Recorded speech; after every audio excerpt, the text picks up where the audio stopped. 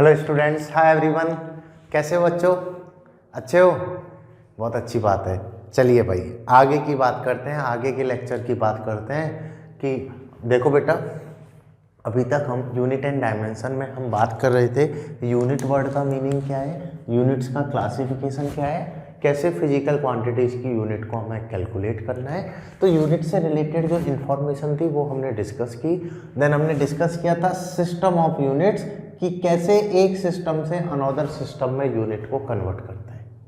ठीक है। देन हमारा सेकंड टॉपिक था बेटा डायमेंशन। डायमेंशन में हमने डिस्कस किया था dimension is a standard pattern to denote given quantity into fundamental quantity. Clear? कि एक स्टैंडर्ड पैटर्न सिस्टम बनाया हुआ था, उसको हम क्या बोल रहे थे, डायमेंशन। और हम निकाल रहे थे डिफरेंट डिफरेंट फिजिकल क्वांटिटीज की डायमेंशन को आप कैसे लिखोगे। क्लियर? उसके बाद मैंने बताया था एप्लीकेशन ऑफ डायमेंशंस, जिसमें दो की पॉइंट्स हमने बेटा डिस्कस किए थे और उन दोनों की पॉइंट्स पर हमने न्यूमेरिकल्स भी डिस्कस किए थे जो काफ़ी इंपॉर्टेंट है। तो बेटा हमने दोनों टर्म्स की बात कर ली थी, यूनिट के बारे में भी हमने डिस्कशन कर लिया था, डायमेंशन के बारे में भी डिस्कशन कर लिया था, और डायमेंशन पे हम फर्दर डिस्कस कर रहे थे एप्लीकेशन ऑफ डायमेंशंस पर। ठीक है, तो आइए बेटा कंटिन्यू करते हैं हमारा ये वाला टॉपिक, एप्लीकेशन ऑफ डायमेंशंस।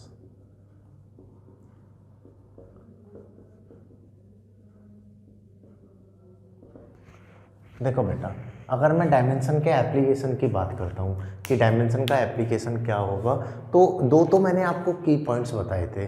उन की पॉइंट्स में पहला क्या था, mathematical number, mathematical function and constant all are dimensionless. इस पर अच्छे न्यूमेरिकल फ्रेम हो रहे थे। सेकंड था कि टू फिजिकल क्वांटिटीज और set of physical quantities can be added और सब्सट्रैक्टेड और will be equal if all have same dimensions. ठीक है, जिसको हम वेरीफाई कर रहे थे बेटा स्टैंडर्ड इक्वेशन से। दैट मीन्स अगर मैं एप्लीकेशन में अगर इसको बोलना चाहूँ तो इसको हम ऐसे भी बोल सकते हैं कि कोई भी फिजिकल फॉर्मूला है उसको वेरीफाई करने के लिए हम डायमेंशन मेथड यूज में लेते हैं। ठीक है, तो ये इसका एक एप्लीकेशन ही था जो मैंने की पॉइंट बताया था। आगे कंटिन्यू करते हैं बेटा, next application to deduce a physical radiation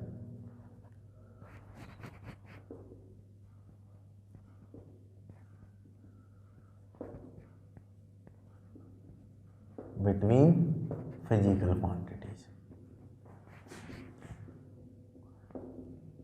देखो बेटा कि कहने का मतलब क्या है कि कोई भी फॉर्मूला को ड्राइव करने के लिए भी हम डायमेंशन मेथड यूज में ले लेते हैं। ठीक है, और समहाउ एक पर्टिकुलर रेंज तक ये हमें आंसर भी दे देता है।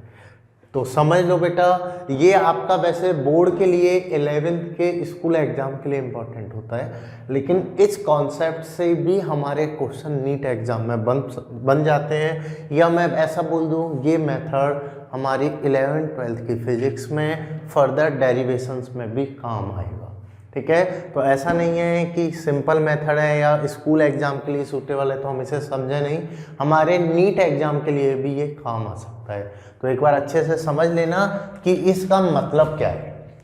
तो देखो बेटा, ये डायमेंशन मेथड से भी हम कोई भी physical formula, physical relation drive कर सकते हैं, डिड्यूस कर सकते हैं। और करने का तरीका होता है कि हमें क्वांटिटी की डिपेंडेंसी गिवन होती है, डायमेंशन मेथड से हम उसे फार्मूले में कन्वर्ट कर देते हैं।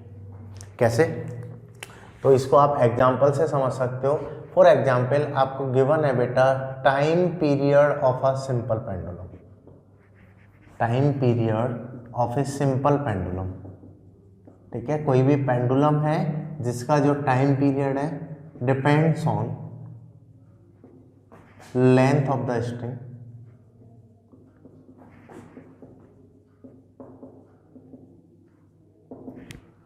depends on length of the string, gravitational acceleration।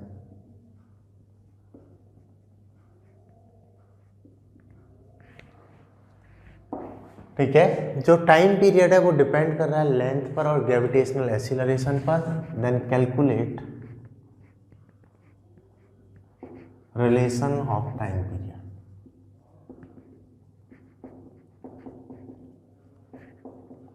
देखो बेटा ये जो मेथड है, इस मेथड को हम एग्जाम्पल से अच्छे से समझ सकते हैं। आपको क्या बोला है कि कोई भी एक सिंपल पेंडुलम है, ठीक है, जो ऐसे ऑसिलेट हो रहा है और इसका जो टाइम पीरियड है ये डिपेंड कर रहा है लेंथ ऑफ स्ट्रिंग पर, ठीक है। किस पर डिपेंड कर रहा है? लेंथ पर। बस ये नहीं बताया है आपको कि ये इसके प्रोपोर्शनल है, इन्वर्सली प्रोपोर्शनल है, स्क्वायर के प्रोपोर्शनल है या क्यूब के प्रोपोर्शनल है। बस ये बोला है कि जो टाइम पीरियड है वो डिपेंड कर रहा है लेंथ पर। लेट मैं बोल दूंगा टी डिपेंड्स ऑन एल की पावर ए, और ए यहाँ पर अननोन है। ए अगर 1 होगा तो प्रोपोर्शनल, -1 होगा तो इन्वर्सली प्रोपोर्शनल, 2 होगा 3 होगा, ये हमें चेक करना है।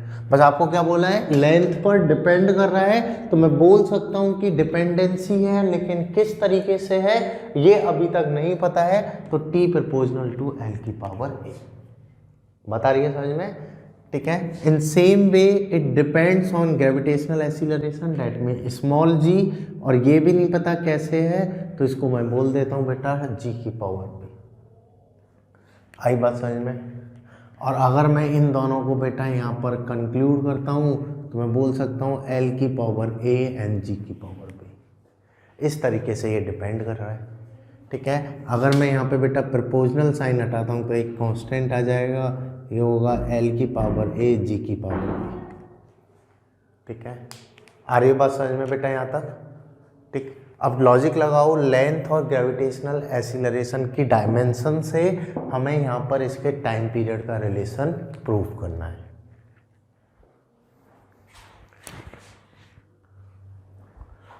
तो देखो बेटा मैं बोल रहा था time period depends on length and gravitational acceleration, so here I can say T is proportional to L की पावर ए और जी की पावर बी, ठीक है। यहाँ तक बात क्लियर है? मैं क्या बोल रहा था कि मुझे डिपेंडेंसी गिवन है, बट ये नहीं पता किस तरीके से डिपेंडेंट है, इसलिए हमने अननोन पावर ले ली, ठीक है। ये एक स्टैंडर्ड पैटर्न है। अब अगर मैं यहाँ पर बोलता हूँ बेटा तो two quantities will be equal if both have same dimension, that means LHS side की जो डायमेंशन होगी वही राइट आरएचएस साइड की होनी चाहिए। तो देखो बेटा अगर मैं इसे डायमेंशन वाइज लिखता हूँ तो आप लिखोगे इसकी डायमेंशन, ये टाइम पीरियड है तो m0 L0 t की power 1 that is equal to, ये तो कांस्टेंट है, लेंथ की डायमेंशन क्या हो गई L, तो ये हो गया L की पावर a, और g क्या है अपना एक्सीलरेशन, एक्सीलरेशन की डायमेंशन क्या होगी बेटा LT -2, और इसकी पावर क्या आ गया अभी। अगर मैं इसे फर्दर सॉल्व करता हूँ तो ये तो हो गया m0 L0 t की पावर 1, ये प्रोपोर्शनल कांस्टेंट है जिसकी कोई डायमेंशन नहीं होगी, ये हो गया L की पावर a, और यहाँ b को लेके जाता हूँ तो L की पावर b t की पावर -2, ठीक है। अगर मैं इसको बेटा अरेंज करता हूँ तो ये हो गया m की पावर 0 L की पावर 0 t की पावर 1 k, अगर मैं इसको इधर लेके आऊँगा तो ये हो गया L की power a plus B and t की पावर -2, ठीक है। ये यहाँ पर हमारा सॉल्व करने पे आ गया कि LHS साइड की डायमेंशन RHS साइड की डायमेंशन के इक्वल होगी, बता रही है समझ में। अब बस हमें क्या करना है बेटा कंपैरिजन, यहाँ L की डायमेंशन 0, यहाँ L की डायमेंशन a प्लस बी, तो overall we can conclude a plus B equal to 0। यहाँ t की डायमेंशन 1, इधर t की dimension -2, so now I can say b that is equal to होगा -k1/2 and here a is equal to -b, if I put the value of b that is -1/2 and minus is plus. तो overall क्या हुआ बेटा, comparison करने से मुझे a और b की वैल्यू मिल गई। a की वैल्यू कितनी 1/2, b की कितनी मेरी -1/2, और अगर मैं ये यहाँ पर इस फॉर्मूले में पुट करूँगा तो time period equal to k L a की पावर 1/2 और g की पावर -1/2, जिसको हम क्या लिख सकते हैं बेटा time period equal to k√L/g, ठीक है। तो टाइम पीरियड का एक रिलेटेबल फार्मूला बन गया, ठीक है। ये स्टैंडर्ड मेथड नहीं है, जैसे अगर if I consider value of k is 2π जो होती है ये आपको गिवन होगी, ठीक है।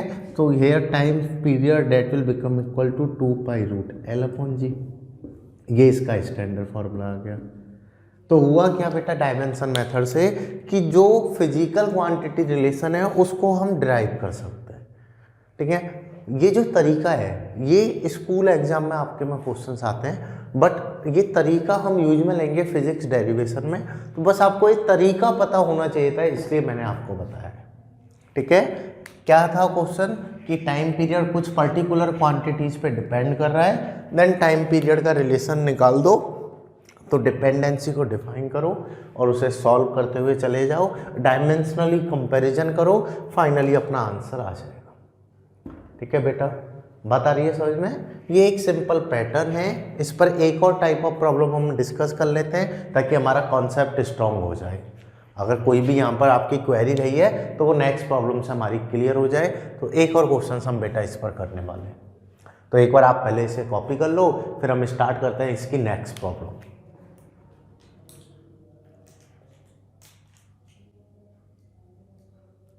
देखो बेटा,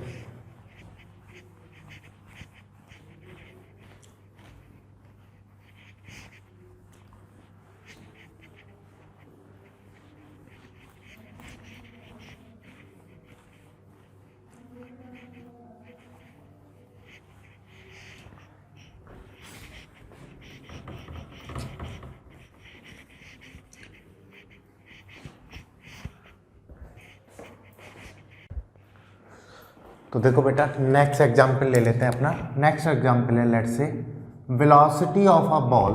आपको गिवन है कि लेट से, मैं ऐसे एक्सप्लेन कर देता हूँ कि ये कोई भी एक बेटा कंटेनर है, इस कंटेनर में मैंने फ्लूइड फिल किया हुआ है।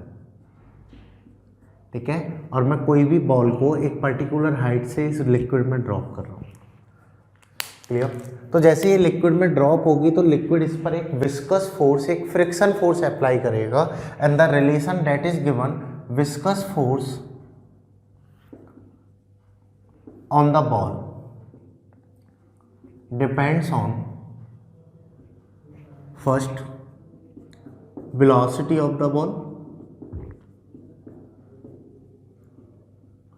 it depends on the velocity of the ball, second radius of the ball,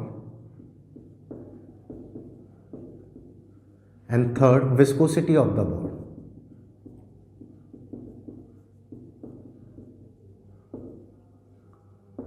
Then calculate relation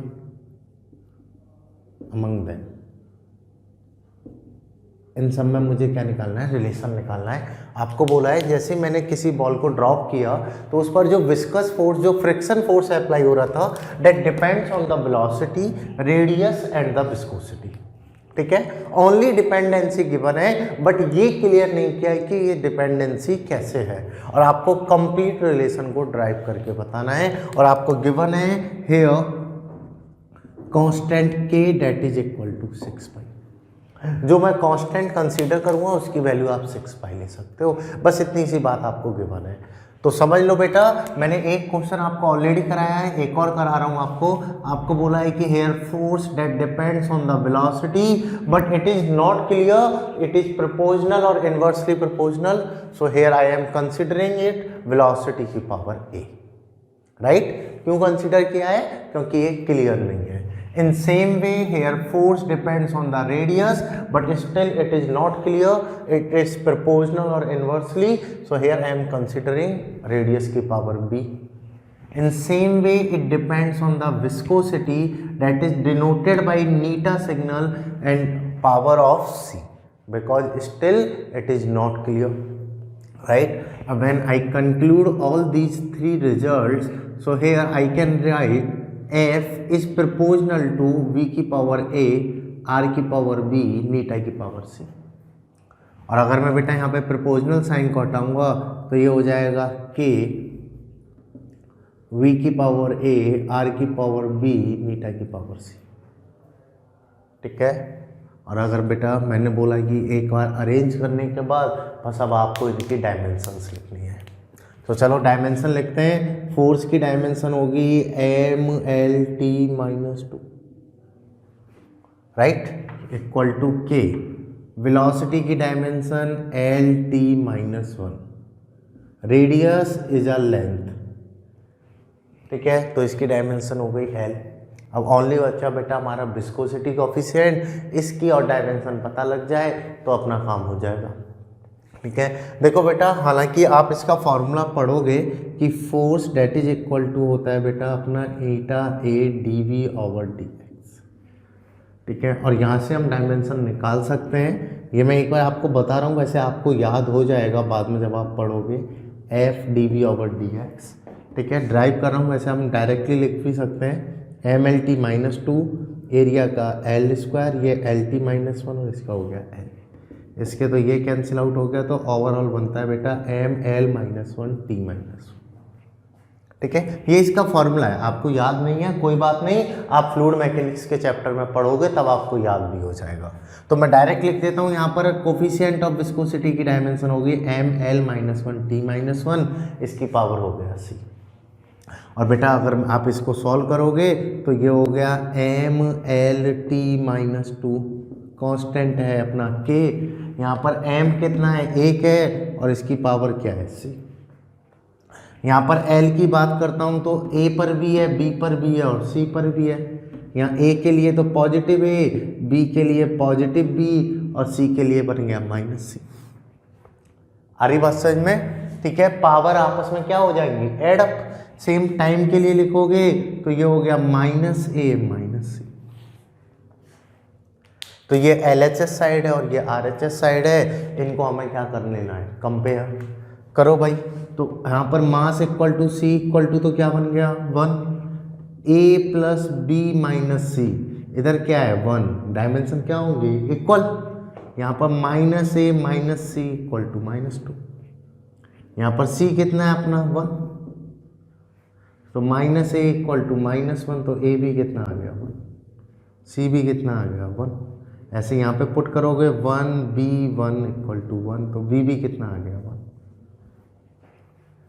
क्या किया, कंपेयर करके हमने वैल्यूज निकालनी, और इन वैल्यूज को आप यहाँ पे पुट कर दो। यहाँ पे पुट करोगे कांस्टेंट तो कितना है 6 पाई, ये भी 1, ये भी 1 और ये भी 1, तो फार्मूला क्या बन गया बेटा ये आ गया रिजल्ट। तो ये डायमेंशन का एक एप्लीकेशन है, ये एक यूज है कि कोई भी रिलेशन को आप वेरीफाई कर सकते हो या ड्राइव कर सकते हो। वेरीफाई पहले कर रहे थे, अब ड्राइव कर रहे हैं, ठीक है। तो एक रिलेशन के बारे में आइडिया हो जाता है कि क्या रिलेशन यहाँ आना चाहिए, ठीक है। और ये हमें हेल्प करने वाला है अपनी फिजिक्स में। तो आप ये भी क्वेश्चन, ये भी एग्जाम्पल को बेटा कॉपी कर लो, ये भी हमारा डायमेंशन का एक इम्पॉर्टेंट एप्लीकेशन है, क्लियर। तो कॉपी कर लो बेटा इसे।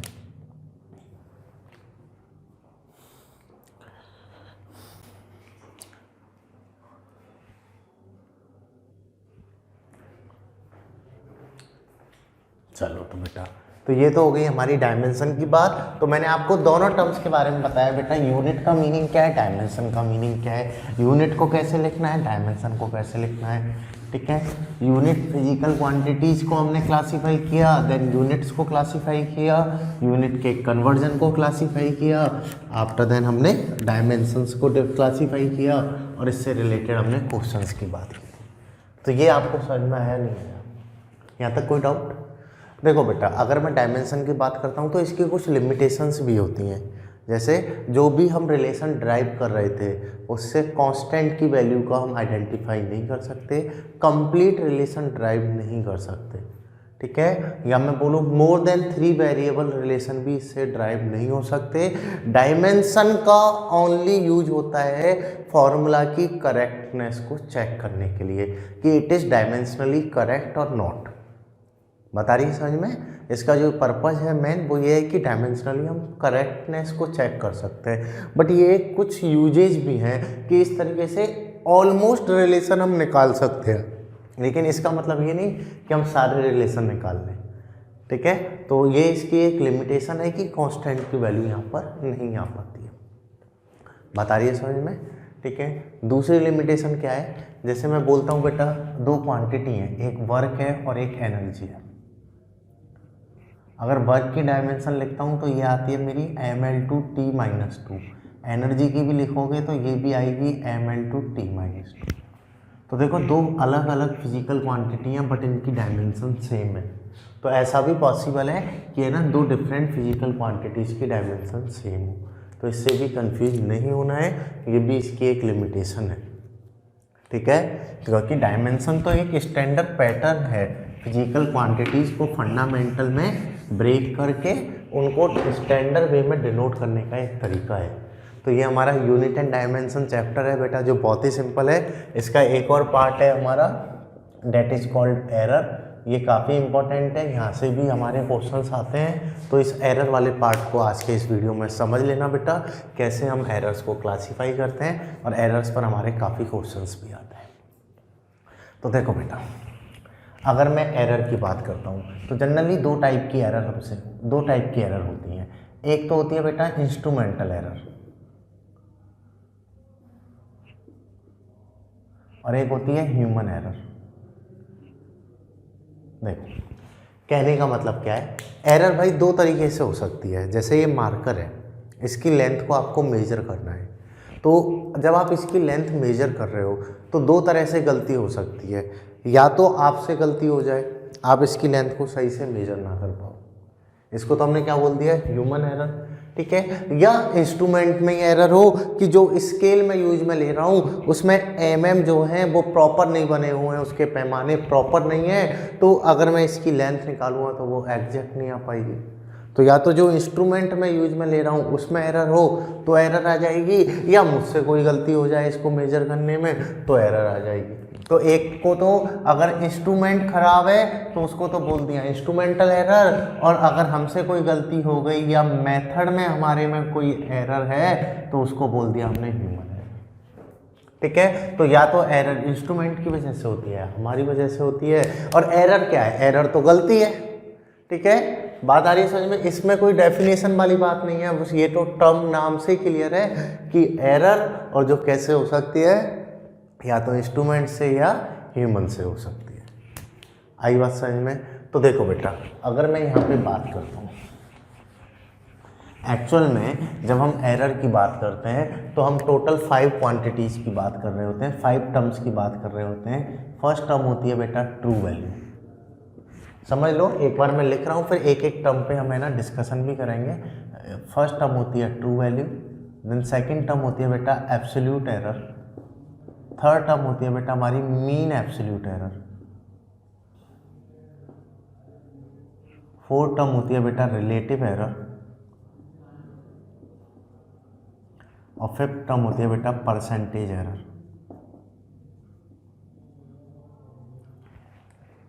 देखो टोटल 5 टर्म्स की हम एरर में बात करने वाले हैं। True value, absolute error, mean absolute error, relative error and percentage error, all are related to each other, ठीक है। आपस में इनका रिलेशन भी है, तो ये 5 टर्म समझ लो तो एरर का बेसिक कॉन्सेप्ट आपको समझ में आ जाएगा। जैसे बेटा लेट से मैं बोल देता हूँ, ये कोई भी एक पर्सन है, इसकी मुझे हाइट को मेजर करना है। क्या करना है बेटा, मुझे इसकी हाइट को मुझे मेजर करना है कि भाई साहब इसकी हाइट कितनी है। तो मैंने क्या किया, मैंने एक स्केल यूज में ले लिया।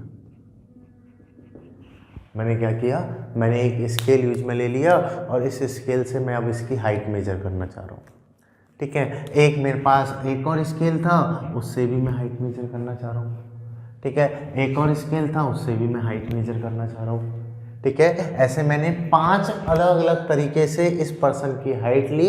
एक पर्सन, जब मैंने फर्स्ट मेथड यूज में लिया तो मुझे उस फर्स्ट मेथड से बेटा इसकी हाइट मिली 50.1 इंच। जब मैंने अनदर मेथड यूज में लिया उससे मिली 50.0 इंच।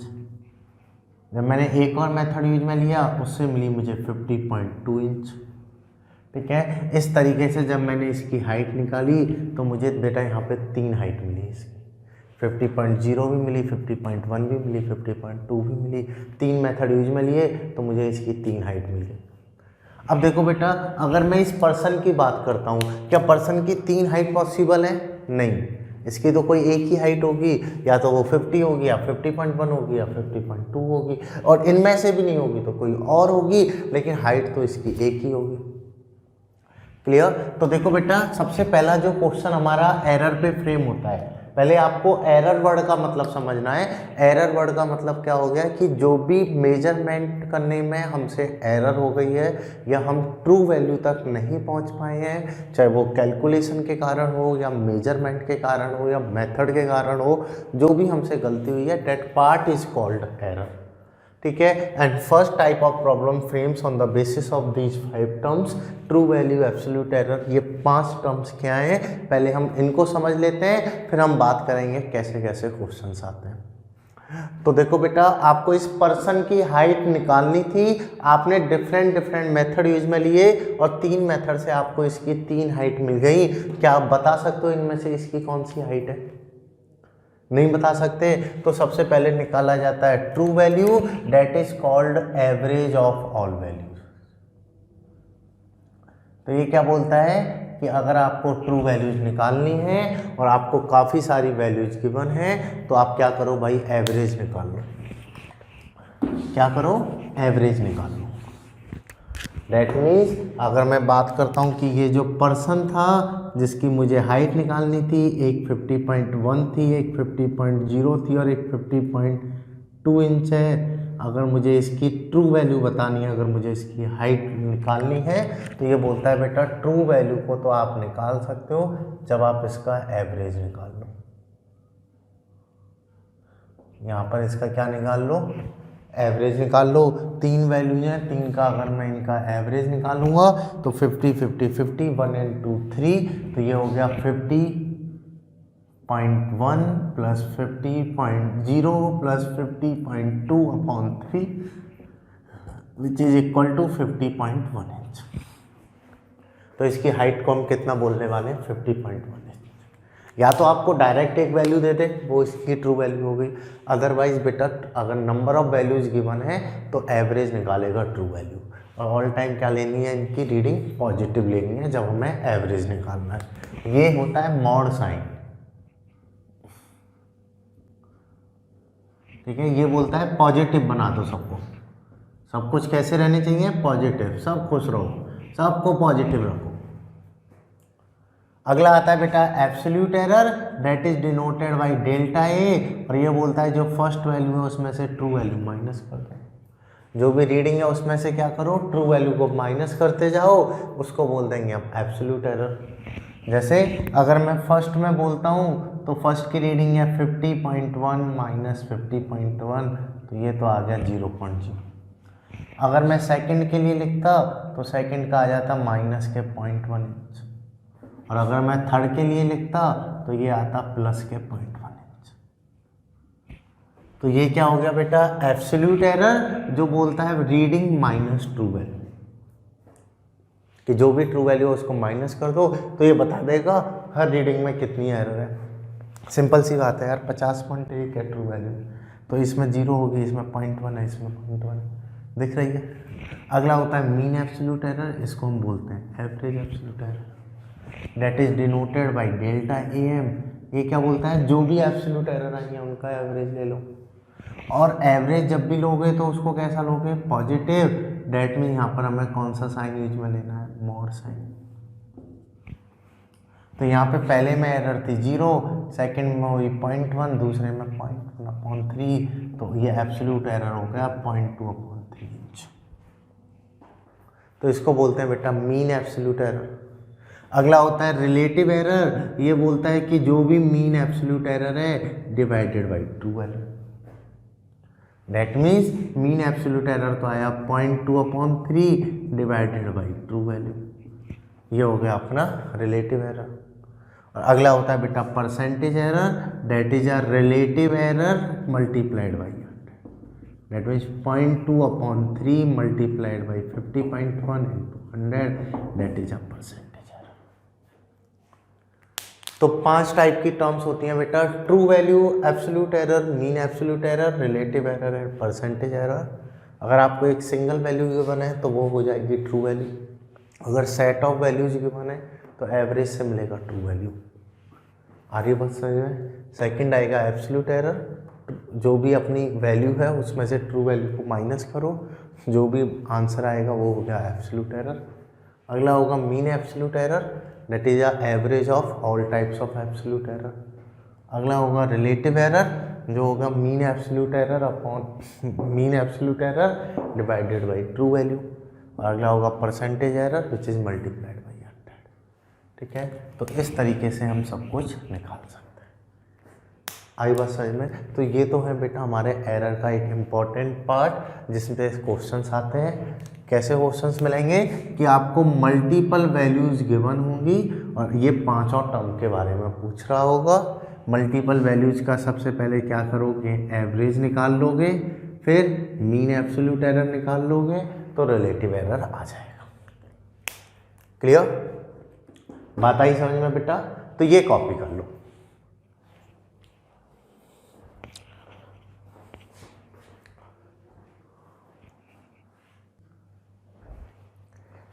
ठीक है बच्चा लोगों, कि ये एक सिंपल सी हमारी टर्म्स हो गई, इस टाइप की एक प्रॉब्लम हो गई हमारी एरर पर। ये होती है फर्स्ट टाइप ऑफ प्रॉब्लम।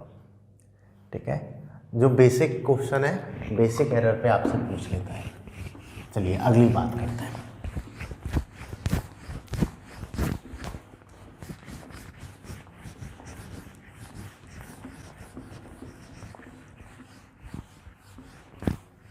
देखो बेटा, अगली नेक्स्ट क्या चीज़ है इसके बारे में भी बातचीत कर लेते हैं।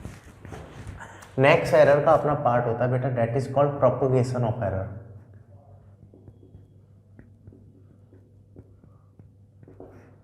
नेक्स्ट जो पार्ट है इसको हम बोलते हैं बेटा प्रोपोगेशन ऑफ एरर। देखो ये भी समझ लो बेटा प्रोपोगेशन ऑफ एरर क्या है, कैसे हम इसे डिफाइन करते हैं। देखो बेटा, लेट्स से मैं बोल देता हूँ आपको है ना, कोई भी एक फिजिकल क्वांटिटी गिवन है जेड, जो दो अदर फिजिकल क्वांटिटीज के एडिशन से डिफाइंड है। समझ लो प्रोपोगेशन ऑफ एरर मतलब कि एरर आगे प्रोपोगेट हो रही है।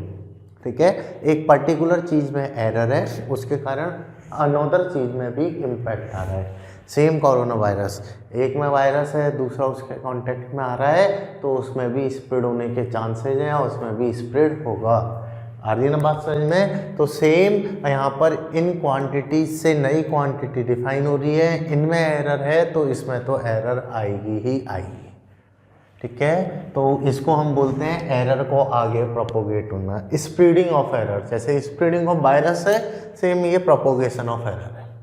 तो क्या हुआ कि दो फिजिकल क्वांटिटीज के एरर एडिशन से ये फिजिकल क्वांटिटी डिफाइन हो रही है, तो जेड हो गया Z equal to A plus B. ठीक है, या मैं बोल दूं बेटा दो फिजिकल क्वांटिटीज के सब्सट्रैक्शन से एक न्यू फिजिकल क्वांटिटी डिफाइन हो रही है।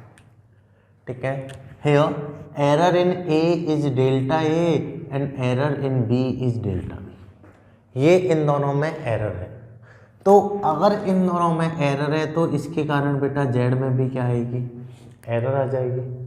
बात आ रही है ना समझ में? जैसे अगर मैं इसको पूरा प्रूफ करके भी लिखना चाहूँ तो मैं बोल दूंगा Z that is equal to A plus minus delta A. A में एरर है भाई, ट्रू वैल्यू से या तो ज़्यादा है या कम है, same B plus minus delta B हो जाएगा अगर बी में एरर है। तो आप यहाँ से क्या बोलोगे, इसके कारण जेड में भी एरर आ जाएगी सर, और ये हो जाएगा Z plus minus delta Z. और यहाँ से क्या लिखोगे बेटा, del Z plus minus delta Z that will become equal to A plus B plus minus delta A plus minus delta B. और जेड तो ए प्लस बी की true value के इक्वल है, तो delta Z that will become equal to delta A plus delta B. कहने का मतलब क्या हुआ कि बेटा ए और बी में एरर थी तो जेड में भी एरर आ गई, और कितनी एरर आएगी, तो here we always counted maximum error. Here we always counted maximum error. जैसे यहाँ पे बनता प्लस माइनस, इधर प्लस माइनस, इधर प्लस माइनस, तो ऑलवेज हमें मैक्सिमम एरर लेना है। और मैक्सिमम एरर कब आएगी, जब हम उसको ऐड करें। ठीक है, एरर हमेशा हम डिफाइन कौन सी करेंगे, मैक्सिमम। तो कितना हुआ एरर, डेट इज ए में डेल्टा है, बी में डेल्टा बी है, तो ये हो जाएगा delta A plus delta B. क्या होगा, delta A plus delta B. आई बात समझ में? जैसे बेटा अगर मैं यहाँ सब्सट्रैक्शन में बोलता ए में एरर डेल्टा ए है, बी में डेल्टा बी है, इसके कारण जेड में एरर बन जाती है delta Z. So the error in Z that is denoted by delta Z इसको भी हम कैसे काउंट करेंगे, मैक्सिमम काउंट करेंगे बेटा, तो इसको लिखेंगे delta A plus delta B.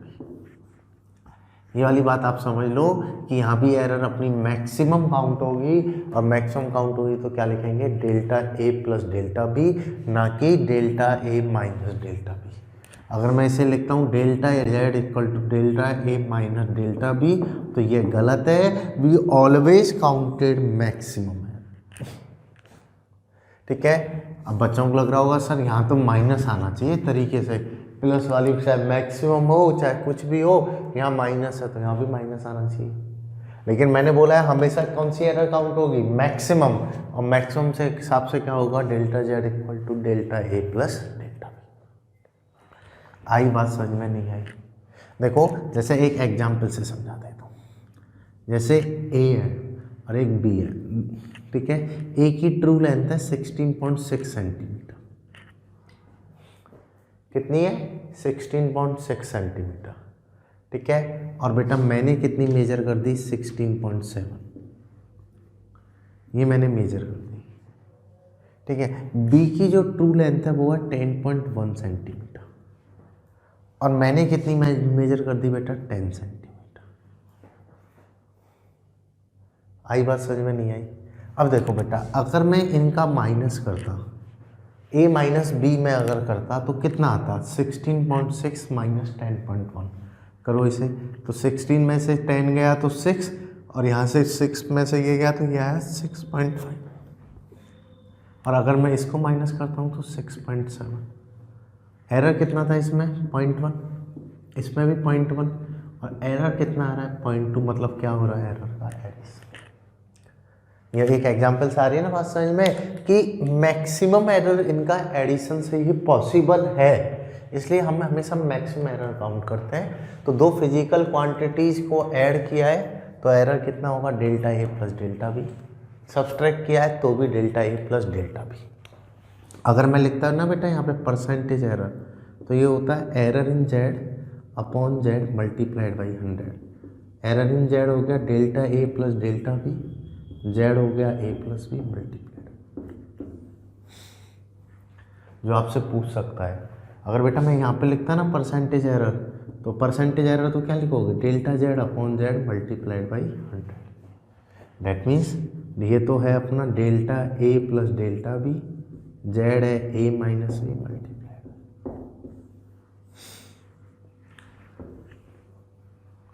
आई बात समझ में नहीं आई? तो ये परसेंटेज एरर हो गई अपनी। जैसे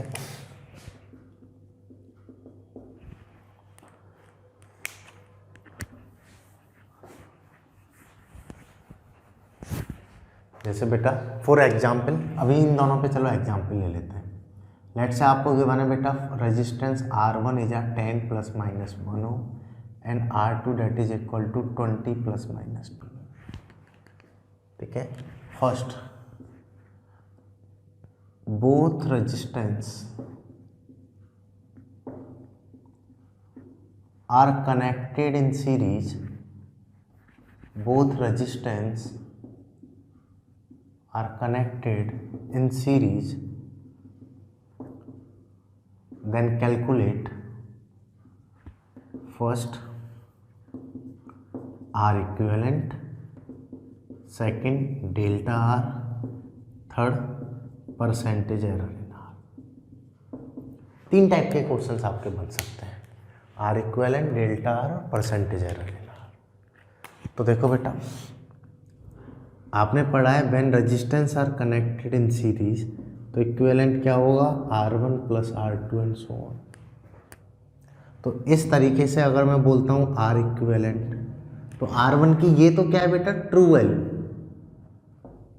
और ये जो प्लस माइनस के बाद होता है ये होती है एरर।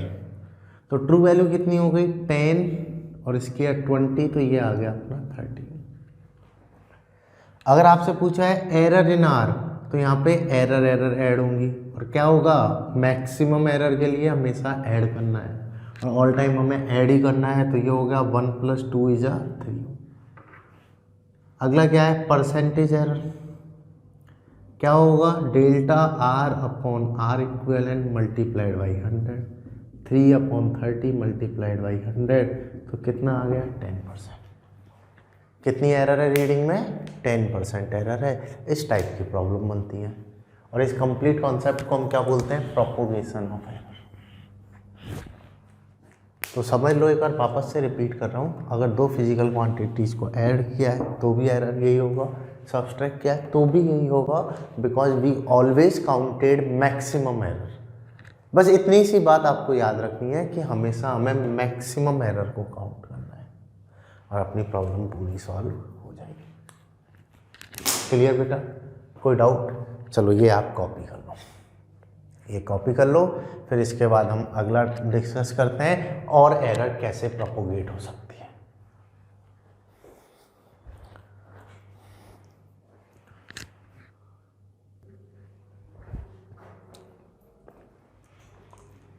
कर लिया कॉपी?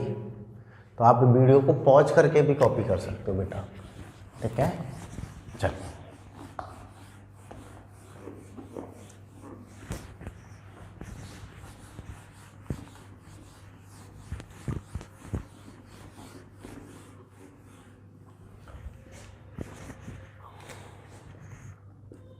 अगली बात करते हैं बेटा, हम थर्ड बातचीत करते हैं। तो देखो बेटा, नेक्स्ट है अपना कि लेट से मैं बोल देता हूँ कि ये वही फिजिकल क्वांटिटी है जेड और ये दो फिजिकल क्वांटिटी के प्रोडक्ट से डिफाइन हो रहा है। अभी तक हमने एडिशन सब्सट्रैक्शन की बात की, अगला है प्रोडक्ट और ए में एरर है डेल्टा ए और बी में एरर है delta B. You have to identify the error in Z.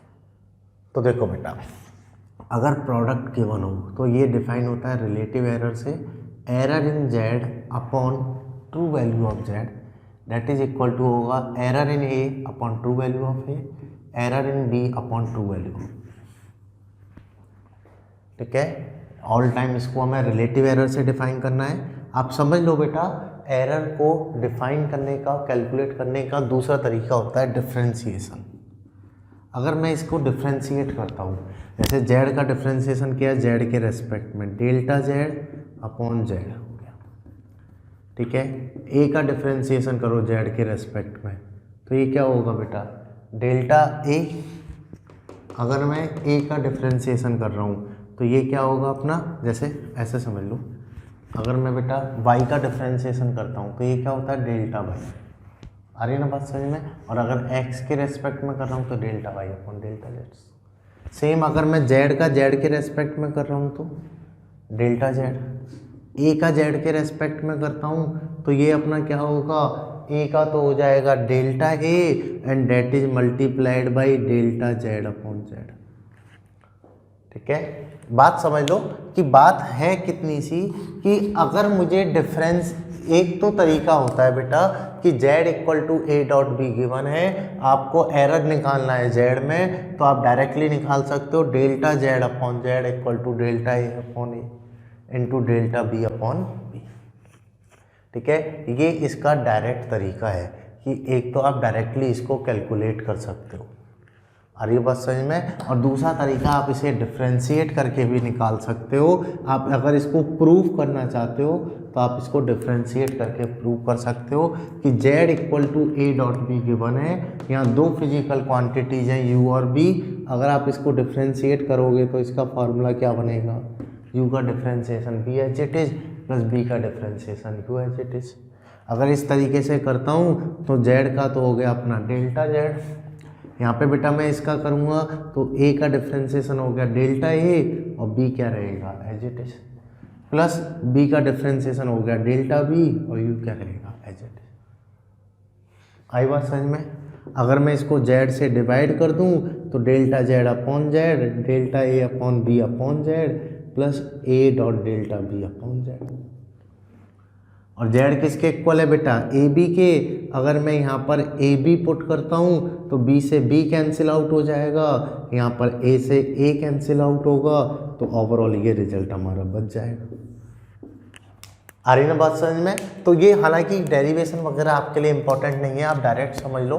अगर दो फिजिकल क्वांटिटीज़ के प्रोडक्ट से एक न्यू क्वांटिटी डिफाइन हो रही है तो एरर होगा delta Z upon Z equal to delta A upon A plus delta B upon B.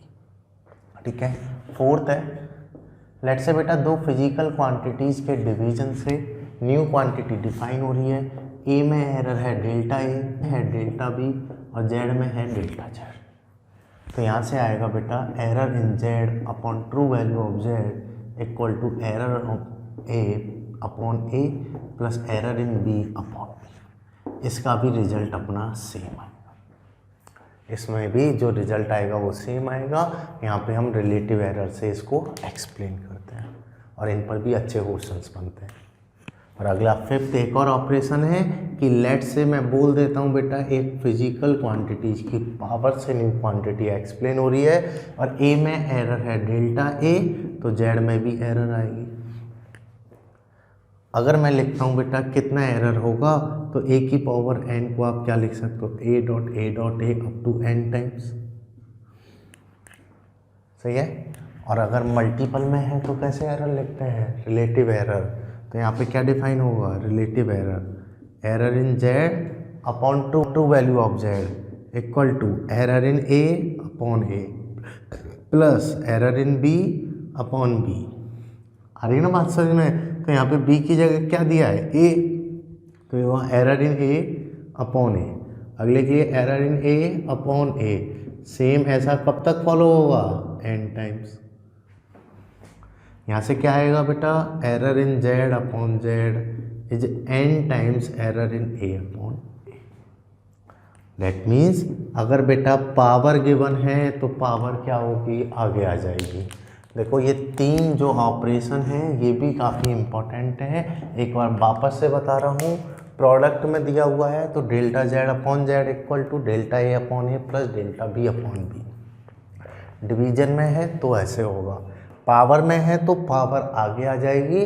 लिखने का पैटर्न रिलेटिव एरर ही होगा और अदरवाइज इनका दूसरा तरीका है डिफ्रेंशिएशन। आप डायरेक्ट रिजल्ट याद रख लो या डिफ्रेंशिएट करके निकाल लो, इससे डेरिवेट हो जाएगा, इससे कंप्लीट रिजल्ट वही आ जाएगा आपका। ठीक है, तो यहाँ तक बात आपको समझ में आई या नहीं आई। ये हो गए एरर के प्रोपोगेट होने के पैटर्न, कि अगर ये पैटर्न गिवन है तो इतनी एरर आएगी। देखो बेटा इनको भी हम क्वेश्चन से समझ लेते हैं, इनको भी क्वेश्चन से समझना ईजी है। कैसे, जैसे एक क्वेश्चन ले लेते हैं बेटा इन ऑपरेशंस पे।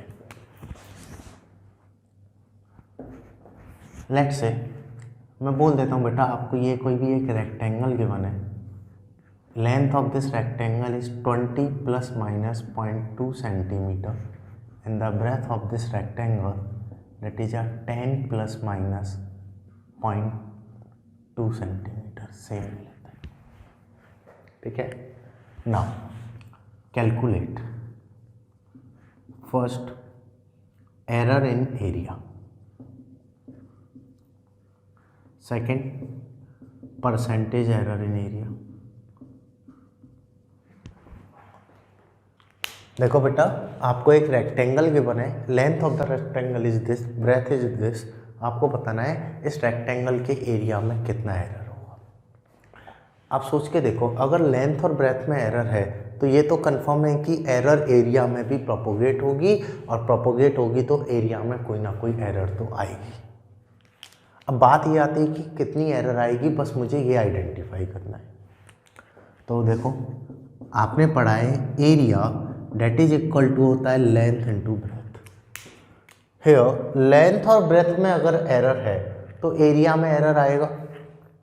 और कौन सा मेथड फॉलो हो रहा है बेटा, प्रोडक्ट रूल, कि यहाँ पर जो एरर आएगी वो प्रोपोगेट भी होगी और उसको कैलकुलेट कौन से मेथड से किया जाएगा, प्रोडक्ट मेथड से, बिकॉज एरिया लेंथ और ब्रेथ के प्रोडक्ट से डिफाइन हो रहा है। तो क्या लिखोगे, error in area upon area that is error in length upon length plus error in breadth upon breadth. ठीक है, अब मुझे क्या निकालना है बेटा, परसेंटेज एरर और एरिया में एरर। देखो बेटा इंफॉर्मेशन क्या गिवन है, लेंथ गिवन है और लेंथ में एरर गिवन है। कितनी एरर है लेंथ में, 0.2, और लेंथ कितनी है 20। ब्रेथ में एरर कितनी है 0.2 और ब्रेथ कितनी है 10। तो अगर मैं यहाँ से लिखूँगा error in area upon area, तो इसको सॉल्व करो बेटा, तो ये कितने टाइम्स हुआ 10 और ये हो गया 0.1, तो ये क्या बन गया 0.01। ये कितने टाइम्स गया बेटा 5 टाइम्स, ये हुआ 0.1, ठीक है। तो इसको मैं लिखूँगा तो ये क्या आ गया 0.02, तो ये कितना आ गया 0.03 ओवरऑल। अगर मैं बोलता हूँ परसेंटेज एरर तो ये क्या होगा delta A upon A multiplied by 100, that mean 0.03 multiplied by 100 which is equal to आ गया 3%।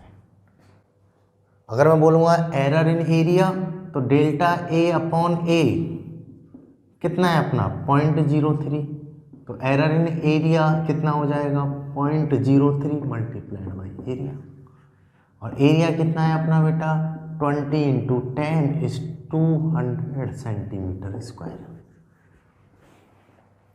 आई बात समझ में? सिंपल सा लॉजिक है कि एरर प्रोपोगेट होगी और अगर प्रोडक्ट है तो इसको इस तरीके से निकालेंगे, डिवीजन है तो इस तरीके से, और पावर है तो इस तरीके से। आई बात समझ में कि आपको एरिया में एरर निकालना था तो length into breath is area, और फिर हमने सॉल्व कर लिया। तो ये अपना एक इम्पॉर्टेंट कॉन्सेप्ट है बेटा एरर का, और फिक्स है एक क्वेश्चन आपको एरर पे मिलने वाला है। आउट ऑफ 45 नीट एग्जाम में एक क्वेश्चन आपका आने वाला है। ये जो सामने आपको बोर्ड दिख रहा है, बोर्ड पे जो कंटेंट लिखा हुआ है, पॉसिबिलिटी है एक क्वेश्चन आपका इसी में से है, ठीक है। काफ़ी इंपॉर्टेंट है, ये एक बार आप कॉपी कर लो। इससे रिलेटेड और क्वेश्चन हम चेक करते हैं और कैसी प्रॉब्लम्स हमारी आने वाली हैं। लिख लो बेटा ये आप।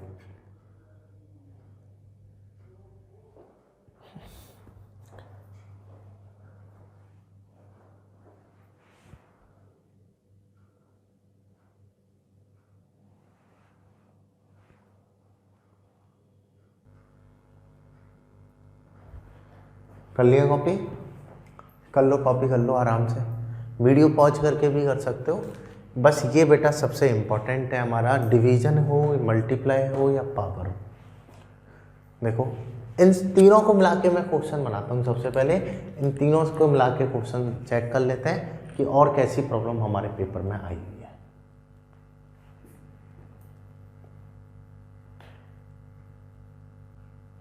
देखो बेटा,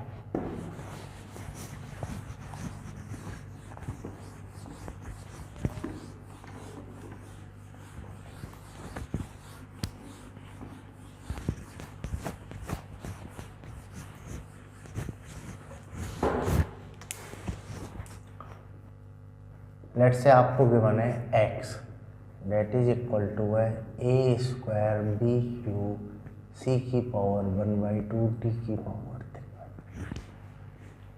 हेयर एरर इन a, जैसे मैं पूरा लिख देता हूँ बेटा, error in a is 2%, in b is 1%, in c is 4%, clear, and in D is 8%.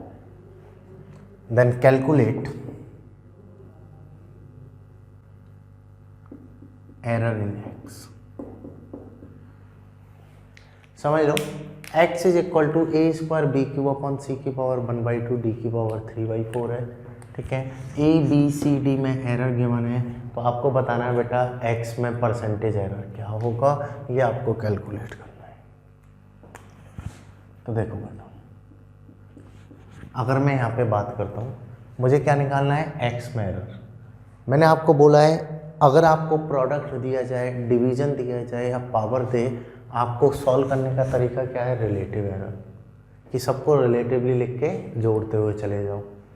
तो क्या होगा बेटा, जैसे मुझे लिखना है यहाँ पे error in x upon x, error in x upon x that is equal to, पहली टर्म आई बेटा ए स्क्वायर, तो यहाँ पर इसकी पावर है, पावर क्या होगा अपना आगे आ जाएगा और ये हो जाएगा error in A upon plus, product हो चाहे डिवीजन हो हमेशा क्या आएगा plus, because we always counted maximum error.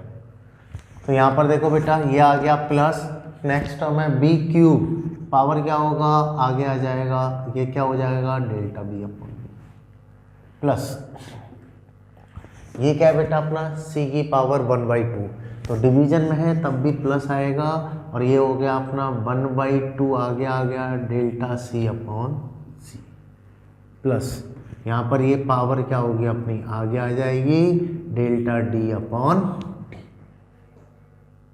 आई बात समझ में? तो अगर मैं बोलता हूँ बेटा that is a total error, इस तरीके से एरर को आपने ब्रेक कर लिया। अब आपको काउंट करना है, तो ट्वाइस एरर इन ए कितनी है 2%, ये परसेंटेज में लिखा है, अगर 100 से मल्टीप्लाई कर दूँ तो ये हो गया अपना 2%, प्लस बी में कितना है 1, सी में कितना है 4 और डी में कितना है बेटा 8। यहाँ ये सारी वैल्यू पुट कर दी, इसको सॉल्व करो। ये 2 में गया, ये 2 में गया, तो ये आया 4 + 3 + 2 + 6 इज 15%। तो एरर इन एक्स कितना आ गया 15%। यहाँ हमने प्रोडक्ट भी ले लिया, डिवीजन भी ले लिया, पावर भी ले लिया। आपको कुछ भी दे दे, सॉल्व करने का तरीका एकदम सिंपल है, एरर निकालने का पैटर्न बेटा एकदम सिंपल है। एरर क्या होगी हमारी दिस वन, ठीक है। ये भी आप कॉपी कर लो कि अगर आपको इस टाइप की प्रॉब्लम भी दे दे तो इनको भी हम सॉल्व कर सकते हैं। आ रही बात समझ में? तो कॉपी कर लो बेटा इसे। फिर अगला क्वेश्चन चेक करते हैं, नेक्स्ट प्रॉब्लम हमारी कैसी होगी।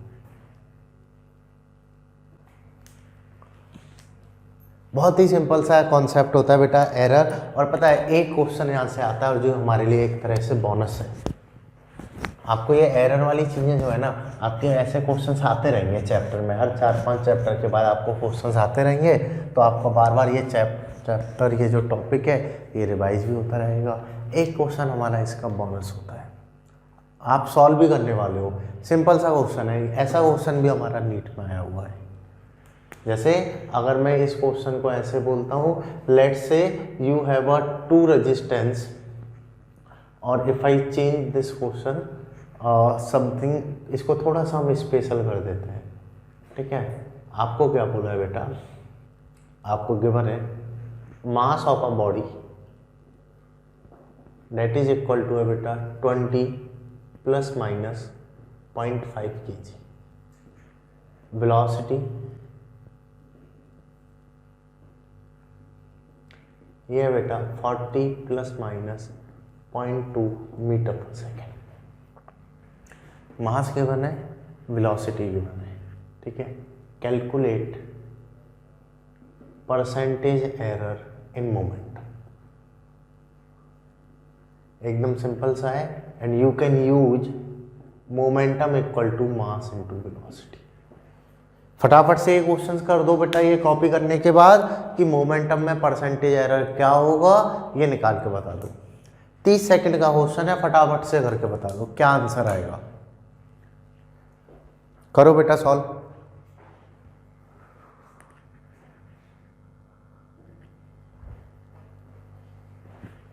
देखो बेटा कैसे सॉल्व करोगे, मास और वेलोसिटी दिया हुआ है, मोमेंटम में एरर पूछा है, और ये मोमेंटम कैसे डिफाइन हो रहा है दोनों के प्रोडक्ट से। तो error in momentum upon momentum equal to error in mass upon mass plus error in velocity upon velocity. Simple result है भाई। मास और वेलोसिटी पता है, मोमेंटम निकालना है, ठीक है। फिर मास और वेलोसिटी में एरर पता है, एरर इन मोमेंटम निकालना है। सारे पैटर्न आते हैं आपको, कोई डाउट यहाँ तक नहीं है कि अगर प्रोडक्ट में है तो इस तरीके से सॉल्व हमारा हो जाएगा। आई बात समझ में? ठीक है, इसे कॉपी कर लो और इसके बाद बेटा जिन्होंने ये कर लिया वो अगला क्वेश्चन सॉल्व करो, और जिन्होंने अभी तक नहीं किया है वो इसे सॉल्व करके निकालो। x इक्वल टू a की पावर 1/2 b² c की पावर 3/2 अपॉन d की power 3, and here error in a is 4%, error in b is 1%, error in c is 2%, and error in d is also 2%. Then calculate total error in x, कितना इसमें percentage error होगा। जिन्होंने ये वाला question solve कर लिया वो next problem try करो बेटा, x equal to this one, then the calculate total percentage error in x। And same type of problem है जो मैंने आपको अभी सॉल्व कराया है, तो इसको मैं अब रफ कर देता हूँ। इसका आंसर क्या होगा, कैसे इसको सॉल्व करोगे, आपको कौन से आइडेंटिटी यहाँ यूज में लेनी है, कौन सा कॉन्सेप्ट यूज में लेना है, ये सारी बातें हमने की हुई हैं। आपको दिया हुआ है x equal to this one, then calculate the percentage error in x। x में टोटल परसेंटेज एरर कितना होगा। ऐसे यहाँ पर p equal to M B, calculate percentage error in p।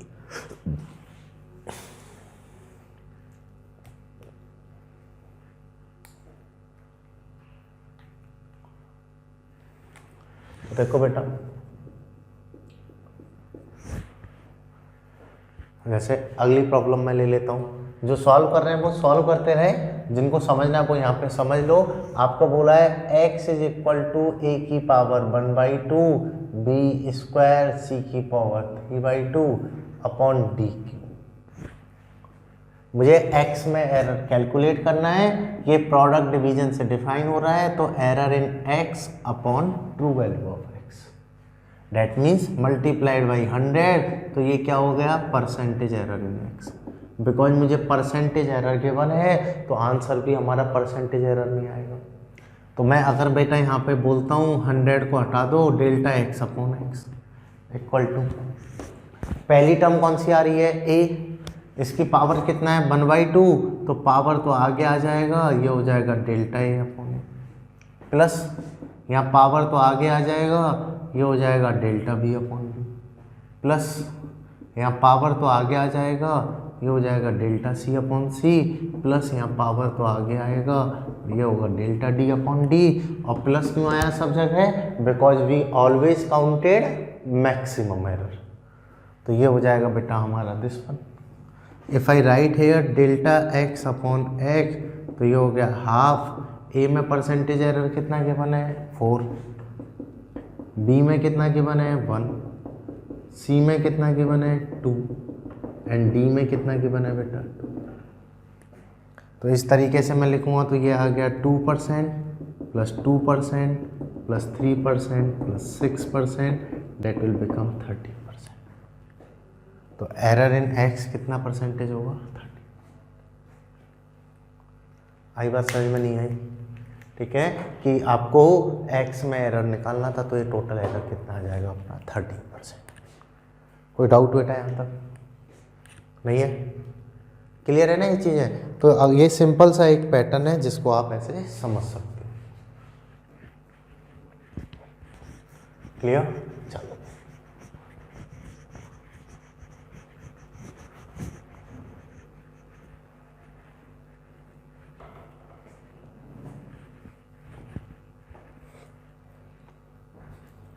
आगे बात करते हैं बेटा, आगे क्या है।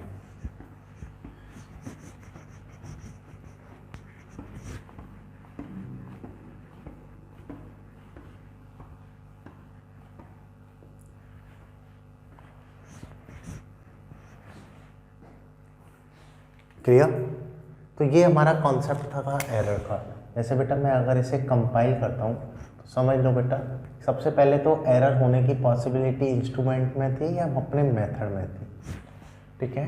उसको मेजर करने की हमने 5 चीज़ें बताई थी जहाँ पे क्वेश्चन बनता है, और अगला था बेटा प्रोपोगेशन, जहाँ हमारे क्वेश्चन बनते हैं। तो प्रोपोगेशन में ये वाली चीज़ें डिस्कस की थी। कुछ और भी क्वेश्चंस हमारे फ्रेम होते हैं बेटा एरर्स में, तो एक और क्वेश्चन हम ले लेते हैं, नेक्स्ट क्वेश्चन की हम बात कर लेते हैं।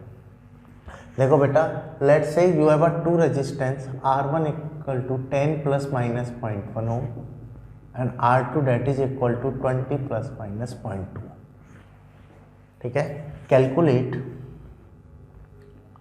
Percentage error when both resistance are connected in parallel,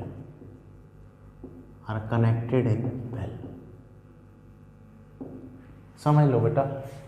आपको क्या बोला है, दोनों रेजिस्टेंस जब पैरेलल में कनेक्टेड है तो एरर क्या हुआ, कौन सा, परसेंटेज एरर। इन प्रॉब्लम को कैसे सॉल्व करोगे, इसका लॉजिक समझ लो, ये एक अच्छा क्वेश्चन है आपका। देखो बेटा, लेट से मैं बोल देता हूँ, आपको बोला है ये एक रेजिस्टेंस है और ये एक अनोदर रेजिस्टेंस है, और दोनों को कैसे कनेक्ट किया हुआ है, पैरेलल में। तो आपसे पूछा है कि भाई इन दोनों में एरर है तो इनका जो इक्विवेलेंट आएगा उसमें कितनी एरर होगी। तो सबसे पहले तो इसके इक्विवेलेंट के बारे में सोचते हैं। तो आपने पढ़ा है बेटा 1/r equivalent that is equal to होता है 1/r1 + 1/r2, कि इनका जो इक्विवेलेंट है 1/r इक्विवेलेंट ये क्या होगा अपना 1/r1 + 1/r2। आ रही ना बात समझ में कि दोनों रेजिस्टेंस के कॉम्बिनेशन से फॉर्म हुआ है, तो 1/r इक्विवेलेंट होगा 1/r1 + 1/r2। क्लियर? कोई डाउट यहाँ तक? अब देखो बेटा R1 में एरर है, R2 में एरर है, तो इसमें भी एरर आएगा, लेकिन कितना आएगा? तो क्या मैंने ऐसी कोई आइडेंटिटी आपको पढ़ाई है क्या 1/, वाली? क्या हमने ऐसा कुछ पढ़ा है क्या 1/z = 1/a + 1/b? तो ऐसा तो नहीं पढ़ा, z = a + b तो पढ़ा था, लेकिन ये तो 1/ है। आ रही ना बात समझ में? तो यहाँ पे एरर कैसे लिखा जाए? तो देखो बेटा मैंने आपको बताया है कि अगर आपको एरर निकालना है तो उसका जो बेसिक ओरिजिन है वो है डिफरेंशिएशन। एरर हम कैसे निकाल सकते हैं? डिफरेंशिएशन के पैटर्न से। तो बस आपको इसे क्या करना है? डिफरेंशिएट करना है। देखो डिफरेंशिएट करते हैं, जैसे R इक्विवेलेंट, यहाँ पर अगर बेटा मैं 1/x को डिफरेंशिएट करता हूँ तो इसको आप क्या लिखोगे? x⁻⁻1। और आपने पढ़ा है x की पावर n का क्या होता है? n x⁻n-1। इस तरीके से हो गया -1 x⁻−1 that mean -1/x।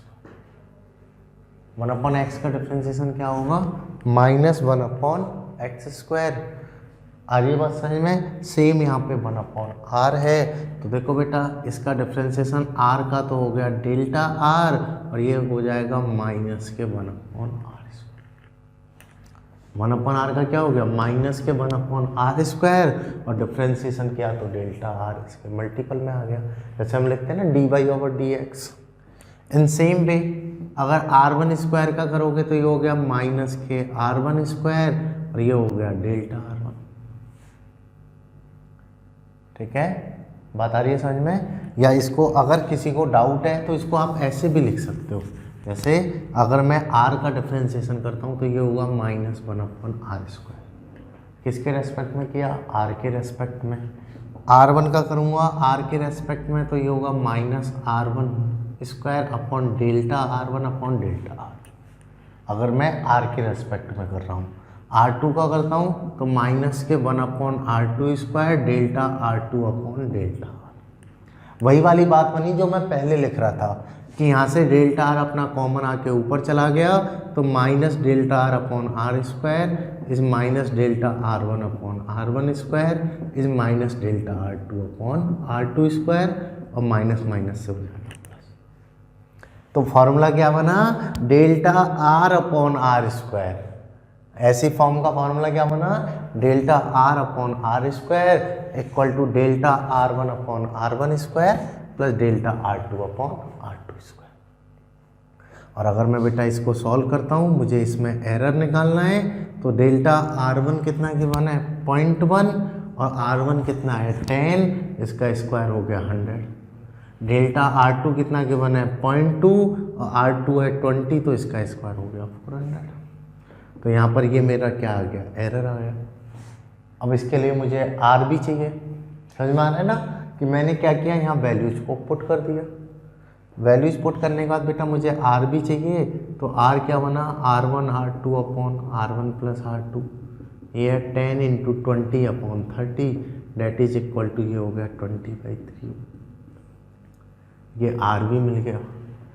r पता है, ये पता ही है, तो यहाँ से अपना क्या आ जाएगा? तो ये काफ़ी अच्छा क्वेश्चन है, समझ लो बेटा।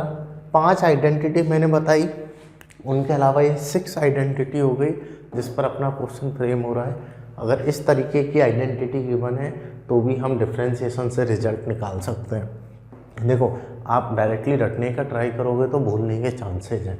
आपको बेसिक ओरिजिन समझना है, आया कैसे? डिफरेंशिएशन से। सारे रिजल्ट जो भी आ रहे हैं वो हमारे डिफरेंशिएशन से आ रहे हैं। तो तो ये एक इनका बेसिक ओरिजिन है। इस तरीके से आप इनको समझ सकते हो। और ये जो पूरा कॉन्सेप्ट है ये हमारा एरर कॉन्सेप्ट है। देखो बेटा, एरर पे काफ़ी अच्छी हमारी प्रॉब्लम्स फ्रेम होती हैं। ये उसका एक अपना एग्जाम्पल हो गया डिफरेंट टाइप ऑफ प्रॉब्लम का, कि आपको 1/r equal to 1/r1 plus 1/r2 given है, तो एरर क्या होगी, ये आप कॉपी कर लो। इसके बाद चेक करते हैं अपना नेक्स्ट क्वेश्चन, ये आप पहले कॉपी कर लो।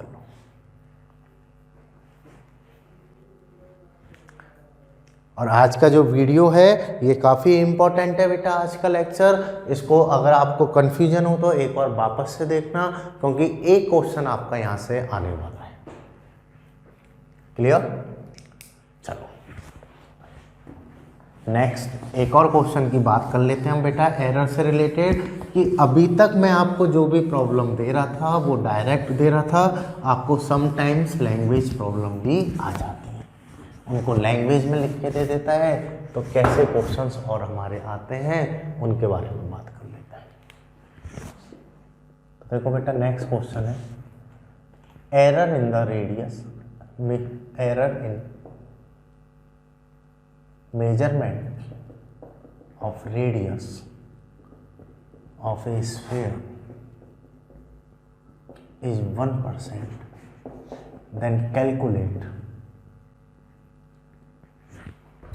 first percentage error in volume, second percentage error in surface area।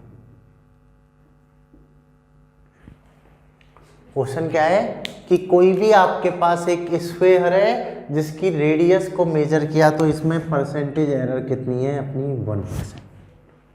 तो आपको बताना है बेटा वॉल्यूम में एरर जाएगी और एरिया में जाएगी तो कितना कितना जाएगी। ठीक है, ये दोनों आपको मेजर करके बताना है।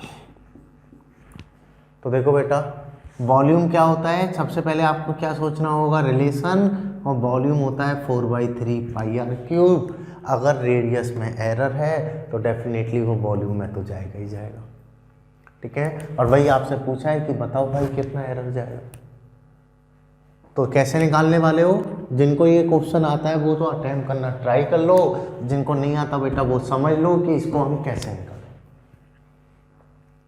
कि यहाँ पर रेडियस में एरर है, रेडियस में अगर हमारा एरर है तो वॉल्यूम में एरर तो आएगा, बस ये पता लग जाए कितना एरर आएगा। तो देखो बेटा, क्या 4/3 में कोई एरर हो सकता है? नहीं, क्योंकि ये तो फिक्स नंबर है। पाई में कोई एरर है? नहीं, ये तो फिक्स नंबर है। तो जो भी कांस्टेंट है उनमें तो एरर नहीं होगा, उनको हम कैलकुलेशन में यूज में नहीं लेते हैं। और लेकिन को यूज में लोगे जिनके कारण एरर आ रहा है। तो देखो बेटा, v में error delta v upon b that is equal to, ये तो कांस्टेंट हट गया। यहाँ r³ है तो बेटा पावर क्या होगी, आगे आ जाएगी, ये हो गया डेल्टा r अपॉन 2r। यहाँ से अगर मैं लिखूँगा डेल्टा v अपॉन v तो 3r में एरर है 1%, तो वॉल्यूम में टोटल एरर कितना आ गया 3%। आई प्रॉब्लम समझ में कि वॉल्यूम में टोटल एरर कितना आ जाएगा अपना 3%। In same way surface area में निकालना है, तो सबसे पहले एरिया और रेडियस को रिलेट करने वाला फार्मूला सोचो। तो क्या होगा, एरिया इक्वल टू 4πr²। क्या 4π में कोई एरर होगी? नहीं, तो यहाँ पर एरर किसके कारण आएगी, r के कारण। कितना होगा, error in a upon a that is equal to power क्या होगा अपना, आगे आ जाएगा। और अगर मैं बेटा रेडियस में एरर लिखता हूँ डेट इज 1%, तो टोटल एरर कितना आ जाएगा 2%। तो टोटल एरर कितना आएगा 2%। तो error in volume is 3%, error in area is 2%। Clear, volume में एरर कितना होगा 3% और एरिया में कितना होगा 2%। ये हमारा कॉन्सेप्ट है कि अगर आपके पास कोई भी स्फीयर है तो उसके वॉल्यूम में और एरिया में भी एरर होगा। वॉल्यूम में आएगा यहाँ 3%, एरिया में 2%। इस टाइप की भी आपकी प्रॉब्लम आ जाती है।